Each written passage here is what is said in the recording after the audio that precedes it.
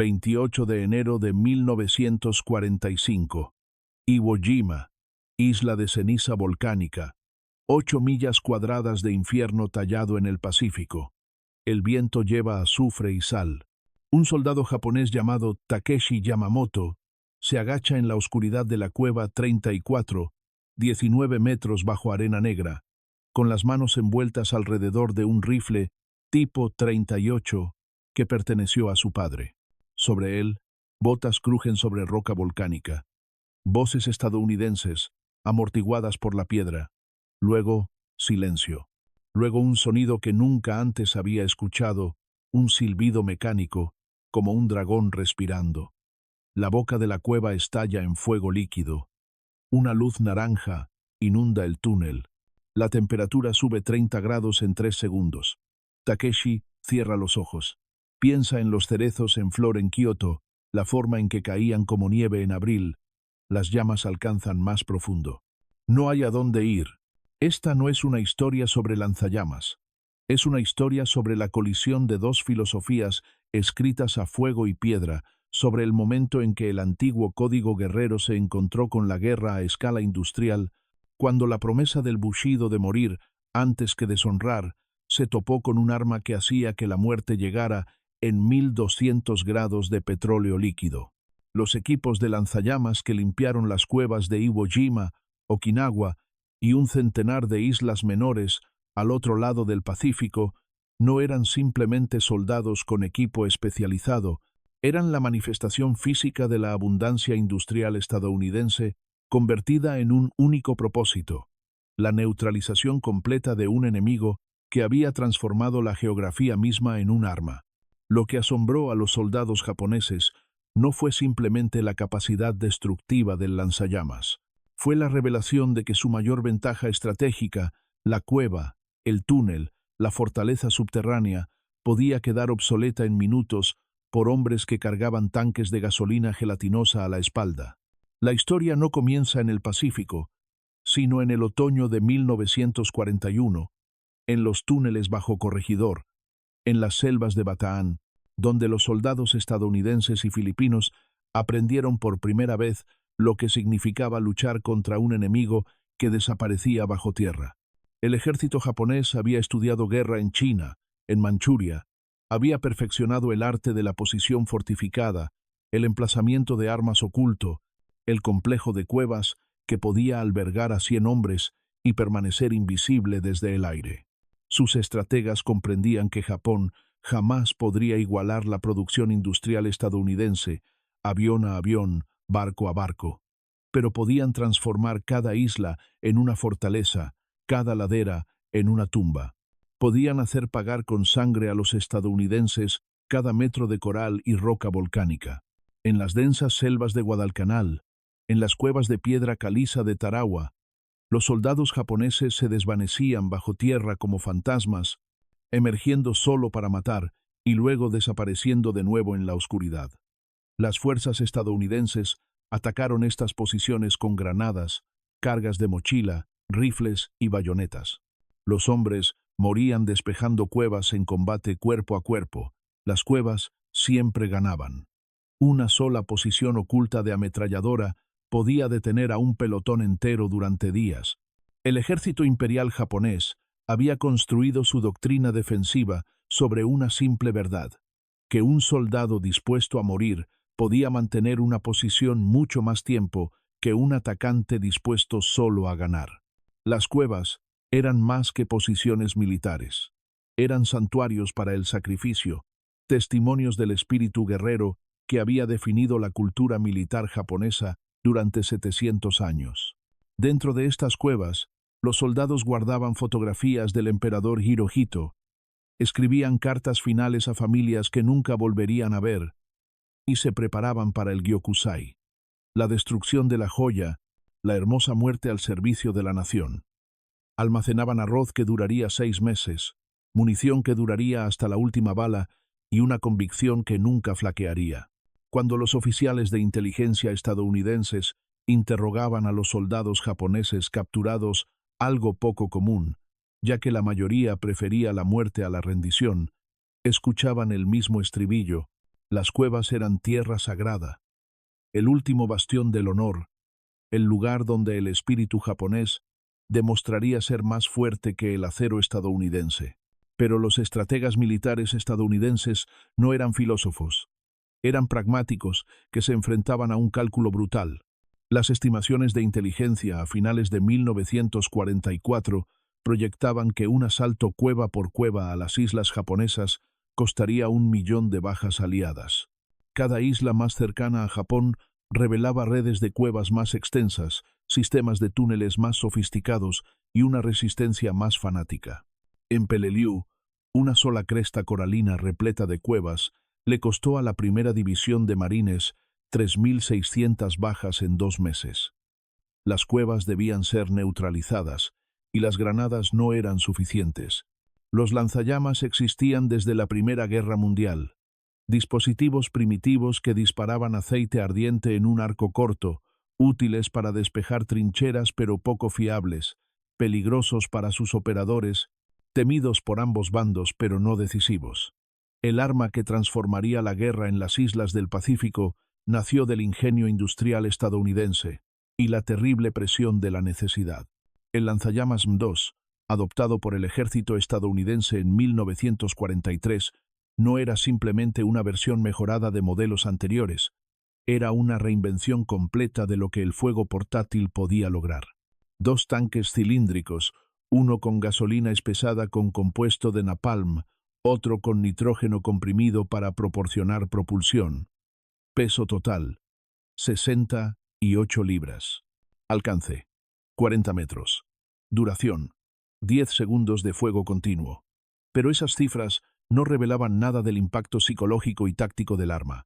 La mezcla de napalm, desarrollada por químicos de la Universidad de Harvard, estaba diseñada para adherirse a superficies, fluir por las esquinas, arder a 1200 grados Fahrenheit, lo suficientemente caliente como para consumir oxígeno, crear una onda de presión capaz de reventar pulmones y transformar espacios cerrados en crematorios.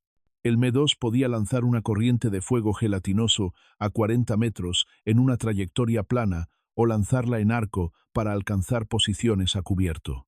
Un operador entrenado podría disparar una llama a través de la entrada de una cueva, retroceder, esperar a que el fuego agotara el oxígeno del interior y luego avanzar mientras el interior aún ardía. Los hombres que se ofrecieron como voluntarios para portar estas armas en combate no eran suicidas, pero comprendían la aritmética de la vulnerabilidad. Un operador de lanzallamas cargaba 30 kilos de material altamente inflamable a la espalda, lo que lo hacía más lento, más visible e infinitamente más letal si era alcanzado por fuego enemigo. Los soldados japoneses aprendieron rápidamente a identificar los equipos de lanzallamas por su distintiva silueta y los atacaban primero. La esperanza de vida de un operador de lanzallamas en combate sostenido se medía en minutos. Sin embargo, los voluntarios nunca dejaron de llegar. Venían de granjas en Iowa, de fábricas en Detroit, de barcos pesqueros en Maine. Se entrenaron en Camp Pendleton y Fort Benning, aprendiendo a moverse bajo fuego con sus pesadas cargas, a calcular la distancia bajo presión y a trabajar en equipo donde la supervivencia de cada hombre dependía de una coordinación instantánea. Cada operador de lanzallamas trabajaba con un equipo de fusileros, generalmente 5 o 6 marines o infantería del ejército, cuya única tarea era mantener al operador con vida el tiempo suficiente para alcanzar la posición de disparo. Los fusileros comprendían que su supervivencia dependía del lanzallamas. Las cuevas no se podían tomar de otra manera. La primera gran prueba llegó en febrero de 1945 en una isla de ceniza volcánica de 20 kilómetros cuadrados que pasaría a la historia como la batalla más sangrienta de la historia del Cuerpo de Marines, Iwo Jima. El general japonés Tadamichi Kuribayashi había transformado la isla en una fortaleza subterránea, con 17 kilómetros de túneles que conectaban 1.500 cuevas y búnkeres, algunos excavados a 5 pisos de profundidad en roca volcánica. Sus 21.000 soldados Tenían órdenes de mantener cada posición hasta la muerte, infligir el máximo de bajas y hacer que los estadounidenses se cuestionaran si la campaña del Pacífico podría continuar. Kuribayashi comprendía la doctrina militar estadounidense. Había estudiado en Harvard, viajado por todo Estados Unidos y conocía la capacidad industrial de la nación contra la que luchaba. Su estrategia no era ganar, sino hacer que ganar fuera insoportablemente caro. Las cuevas de Iwo Jima eran obras maestras de la ingeniería defensiva. Tenían múltiples entradas y salidas, pozos de ventilación, muros reforzados y campos de tiro entrelazados. Algunas podían albergar a 300 hombres. Otras estaban equipadas con puertas de acero. Todas estaban preparadas para un asedio que podría durar 6 meses. Cuando los marines desembarcaron el 19 de febrero de 1945, Kuribayashi esperó. Los dejó desembarcar, los dejó adentrarse tierra adentro y luego abrió fuego desde posiciones que el bombardeo previo a la invasión nunca había alcanzado. Las ametralladoras dispararon desde cuevas y luego se silenciaron antes de que el fuego de contrabatería pudiera localizarlos. Los morteros cayeron desde posiciones ocultas en los acantilados. Los marines sufrieron 1.800 bajas el primer día. Para el segundo día, era evidente que las tácticas de asalto convencionales no funcionarían. Había que neutralizar las cuevas, y solo había un arma capaz de hacerlo eficazmente: el lanzallamas. Al tercer día, los equipos de lanzallamas se pusieron manos a la obra. El cabo Robert Patterson, de Oklahoma, llevaba el M2 por las playas de arena negra hacia la base del monte Suribachi, donde las entradas de la cueva se abrían como cuencas oculares en una calavera. Su equipo de 6 fusileros se movía en formación de diamante a su alrededor, buscando francotiradores, posiciones de artillería ocultas, cualquier movimiento repentino que significara la muerte. Llegaron a la primera cueva a las 9:20. Los informes de inteligencia indicaban que albergaba a unos 40 soldados japoneses. El equipo de Patterson llevaba 8 meses entrenando juntos. Avanzaban en silencio. 2 fusileros se posicionaron a ambos lados de la boca de la cueva, proporcionando fuego de cobertura. 2 más se desplazaron a terreno elevado para vigilar el contraataque. Patterson avanzó hasta 20 metros. Se arrodilló, apuntó la boquilla ligeramente hacia arriba y abrió la válvula. El chorro de fuego era de un blanco amarillento bajo el sol de la mañana, casi hermoso, un arco líquido que desapareció en la boca de la cueva y pareció desvanecerse. Entonces, la cueva exhaló llamas. Humo negro brotaba de conductos de ventilación cuya existencia los marines desconocían. El sonido que provenía del interior no era humano ni animal, algo inaudible. Patterson apretó el gatillo durante 7 segundos, barrió el chorro de izquierda a derecha por la boca de la cueva y luego lo apagó. El equipo esperó. 30 segundos. 1 minuto. Una figura apareció en la boca de la cueva, con el uniforme ardiendo, corrió 3 pasos y se desplomó. Nadie más emergió. Ese día despejaron 16 cuevas. 16 cuevas que podrían haber costado 16 días y 200 bajas usando granadas y fuego de fusil.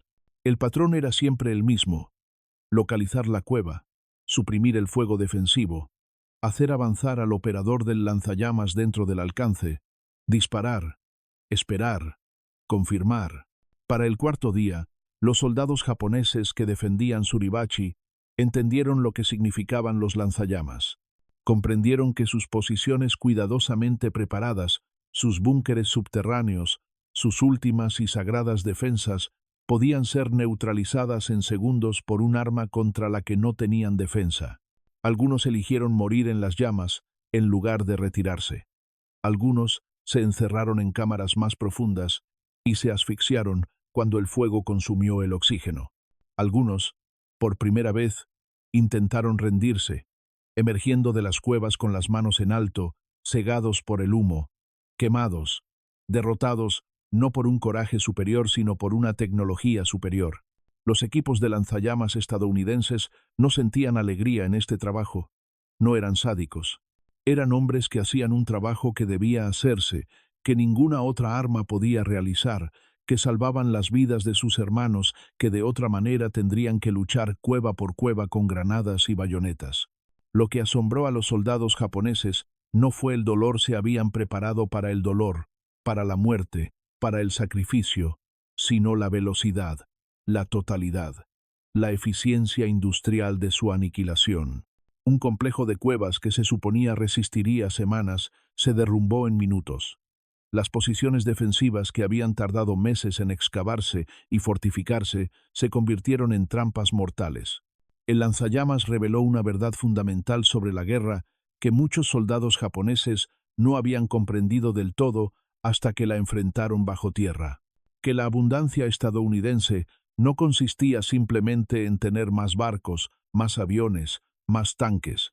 Se trataba de la capacidad de desarrollar soluciones especializadas a problemas específicos, de fabricar dragones portátiles de 30 kilos en cantidades suficientes para que cada pelotón de asalto pudiera tener uno, de entrenar a miles de hombres para usarlos, de aceptar las bajas entre los operadores como un coste necesario de la eficiencia.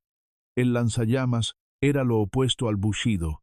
No honraba la valentía del enemigo, no ofrecía la posibilidad de una muerte gloriosa. Simplemente hizo que las cuevas fueran inhabitables, y al hacerlo, anuló todo el marco estratégico sobre el cual los planificadores militares japoneses habían construido su defensa. Los registros de Iwo Jima cuentan la historia en cifras. De los 21.000 soldados japoneses que defendían la isla, solo 216 fueron capturados con vida.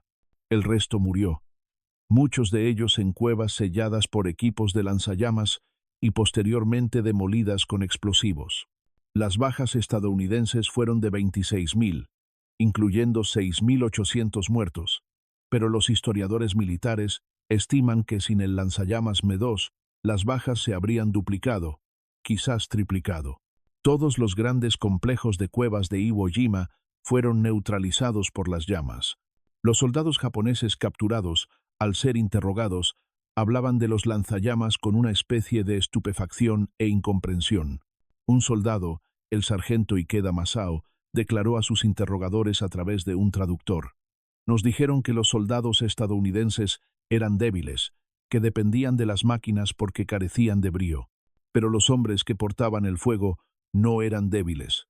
Caminaban hacia la muerte para traer la muerte. No teníamos respuesta para ellos». Otro, el soldado Sato Koji, dijo simplemente: «Se suponía que las cuevas nos protegerían. Se convirtieron en hornos». Los equipos de lanzallamas avanzaron hacia Okinawa, la última isla antes de Japón, donde los defensores japoneses habían construido la red de cuevas más extensa del Pacífico. Cientos de kilómetros de túneles bajo las colinas de piedra caliza de la isla. La batalla de Okinawa duró 82 días y costó 50.000 bajas estadounidenses. Los equipos de lanzallamas trabajaron todos los días de esos 82 días, despejando cuevas bajo la lluvia, en el barro, bajo fuego de artillería, bajo ataques kamikaze, siempre avanzando, siempre quemando, siempre contando los segundos, porque ese era el tiempo que tenían para disparar antes de que se agotara el combustible. Los fusileros que los protegían desarrollaron una percepción casi sobrenatural de la amenaza, disparando a los sonidos, a las sombras, al pequeño movimiento que podría ser un soldado japonés emergiendo con una granada. Los propios operadores de lanzallamas se volvieron fatalistas. Conocían las estadísticas. Sabían que cada vez que avanzaban hacia la entrada de una cueva, lo más probable era que alguien dentro apuntara con un fusil a la distintiva silueta de sus tanques de combustible. Fueron de todos modos, no por valentía, aunque eran valientes, no por odio, aunque había odio. Fueron porque alguien tenía que ir, y se habían ofrecido como voluntarios, y sus hermanos morían, y había que limpiar las cuevas. En el complejo de cuevas del castillo Shuri, la mayor fortaleza subterránea de Okinawa, equipos de lanzallamas trabajaron durante 11 días para despejar una red de túneles que albergaba a aproximadamente 4.000 soldados japoneses. Los túneles eran tan extensos que los operadores a veces disparaban por las aberturas y veían cómo las llamas salían a 100 metros de distancia por una salida diferente. El humo era tan denso que los hombres usaban máscaras de gas, a pesar de que el lanzallamas no producía gas, solo partículas de carne, madera y piedra quemadas. El calor dentro de los túneles era tan intenso que podía quemar la piel a 10 metros de distancia. Los equipos trabajaban por turnos, 4 horas de trabajo, 4 horas de descanso, durmiendo en trincheras a 50 metros de las entradas de las cuevas, porque era tan seguro como cualquier otro lugar en Okinawa. Cuando el complejo Shuri finalmente cayó, ingenieros estadounidenses exploraron los túneles y encontraron una ciudad subterránea. Hospitales, depósitos de municiones, centros de mando, viviendas excavadas en piedra caliza, todo ello ennegrecido por el fuego, sembrado de cuerpos quemados hasta quedar irreconocibles. Los ingenieros informaron que sin lanzallamas, tomar el complejo Shuri habría requerido meses de combates y habría producido decenas de miles de bajas. El arma que había asombrado a los soldados japoneses con su eficacia asombraba igualmente a quienes la usaban. El cabo James O'Brien, de Boston y operador de lanzallamas de la Sexta División de Marines, escribió a su hermana en mayo de 1945: «No te imaginas lo que significa llevar esta cosa. El peso no es lo peor. Lo peor es saber qué vas a hacer con ella. No hablamos de ello. Después de despejar una cueva, no nos miramos. Simplemente pasamos a la siguiente. Por la noche, sueño con fuego. Me despierto y todavía puedo olerlo. Pero si no lo hiciera, Thompson o Martínez tendrían que entrar en esas cuevas con granadas y no saldrían. Así que llevo el fuego. Lo llevaré mientras me lo pidan». O'Brien murió en Okinawa el 3 de junio de 1945, no por fuego enemigo, sino cuando un proyectil de mortero impactó en sus tanques de combustible y desapareció en una explosión que pudo verse a 1 milla de distancia. El ejército japonés, en sus últimos meses desesperados, no tenía otra alternativa que la distancia para contrarrestar el lanzallamas. Cavaron cuevas más profundas, añadieron más curvas a los túneles y crearon cámaras que, en teoría, estaban fuera del alcance de la llama. Pero los estadounidenses se adaptaron, desarrollaron técnicas para limpiar cuevas profundas, disparar, retirarse, esperar a que se agotara el oxígeno, volver a disparar, avanzar con máscaras de gas y usar explosivos para sellar las cámaras traseras. En algunas islas, los ingenieros de la Armada trajeron combustible de petróleo en bidones y simplemente bombearon fuego líquido a las entradas de las cuevas, convirtiendo laderas enteras en piras funerarias. La filosofía que había construido las cuevas, que la voluntad y el sacrificio podían superar la ventaja material, se derrumbó ante la realidad de la guerra industrial. Las cuevas, que debían convertir cada isla en una fortaleza inexpugnable, se convirtieron en tumbas que adolescentes de Iowa podían sellar en minutos con 68 libras de gasolina en gelatina. El impacto psicológico en los soldados japoneses que sobrevivieron a los encuentros con equipos de lanzallamas fue profundo. La valentía militar tradicional se basa en la creencia de que la valentía importa, que el espíritu de lucha puede influir en el resultado. El lanzallamas desvaneció esa creencia.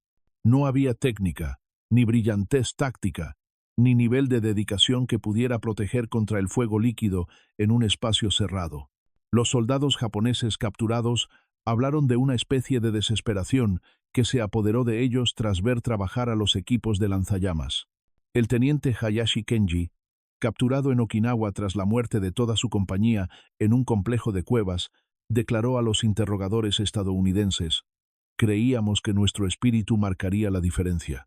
Creíamos que podíamos soportar lo que los soldados estadounidenses no podían soportar. Pero, ¿cómo se soporta el fuego que quema el aire que se respira? El lanzallamas no es un arma, es un final. Cuando vimos la llama, supimos que todo lo que creíamos sobre la guerra estaba equivocado. Para el verano de 1945, mientras las fuerzas estadounidenses se preparaban para la invasión de las islas japonesas, Los equipos de lanzallamas se entrenaban para lo que habría sido la operación de limpieza de cuevas más extensa de la historia.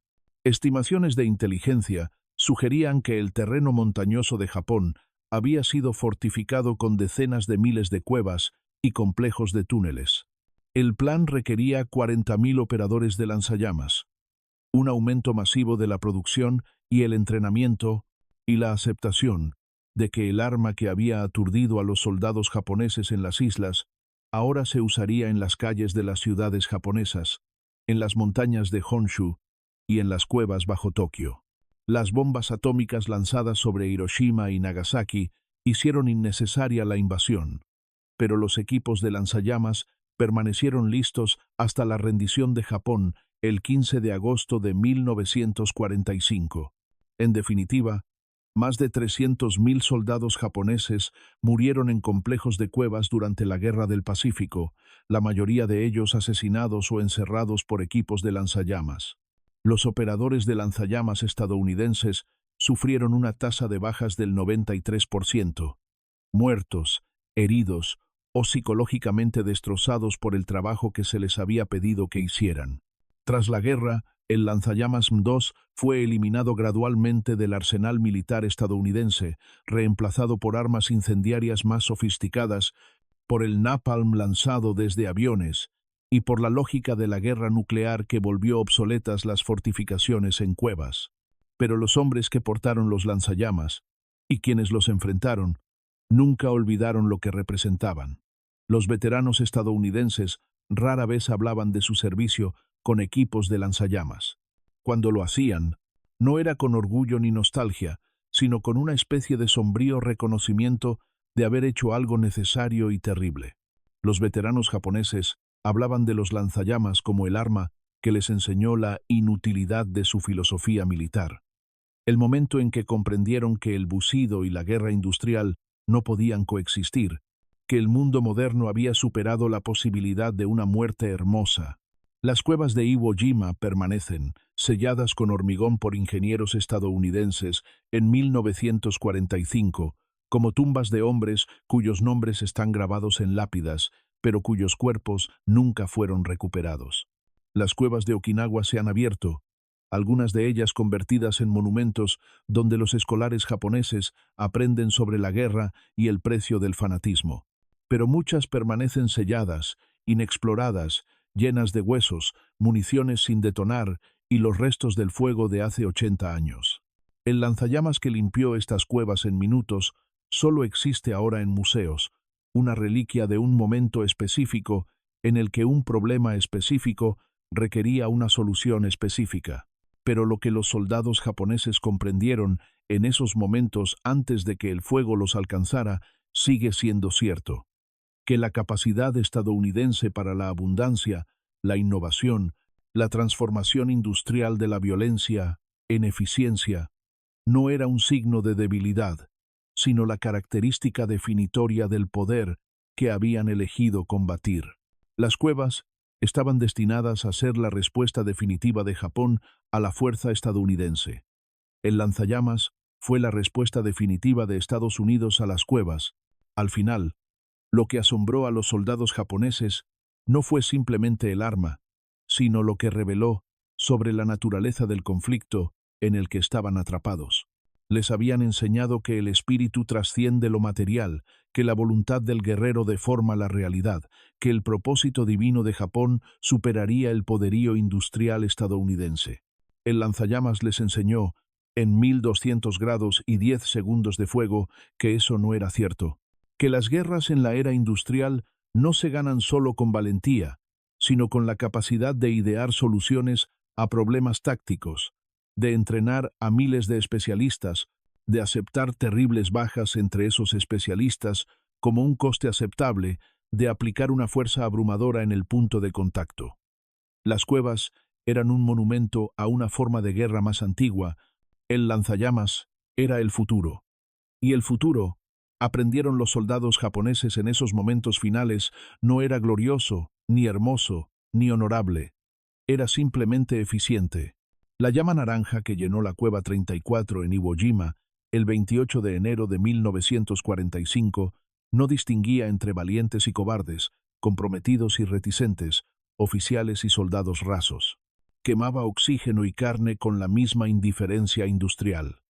Takeshi Yamamoto, quien nunca quiso ser soldado, quien fue reclutado a los 19 años, quien soñaba con flores de cerezo, tuvo 5 segundos para comprender el significado del lanzallamas antes de que el calor se volviera insoportable. No pensó en el emperador Hirohito.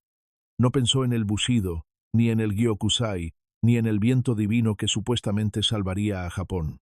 Pensó en abril en Kioto, en cómo la luz se filtraba entre los árboles, en el sonido que hacía su madre al reír.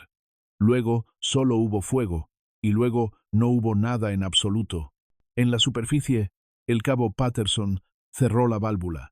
Comprobó el indicador de combustible, que daba un 30%, y se dirigió a la siguiente cueva. La guerra continuó. Las cuevas continuaron. El fuego continuó. Hasta que no quedaron más cuevas por limpiar y el aturdimiento fue completo.